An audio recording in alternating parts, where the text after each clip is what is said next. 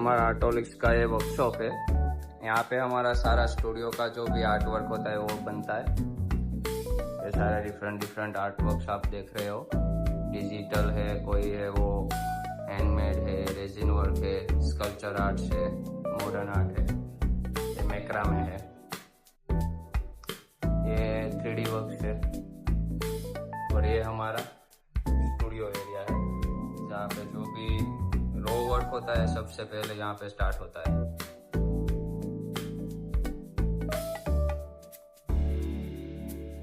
ये centre table बन रहा है जो रेजिन का एपोक्सी का सब बनाते हैं। ये भी ट्रांसपेरेंट है, नीचे का है वो पूरा गंदा है इसलिए उसमें से थोड़ा सा दिख रहा है। बाकी ये लकड़ा है वो जंगली वुड अंदर ऐड करके फिर ये पूरा रेजिन टेबल टॉप बनाया है और ये दूसरा हम बनाने वाले हैं।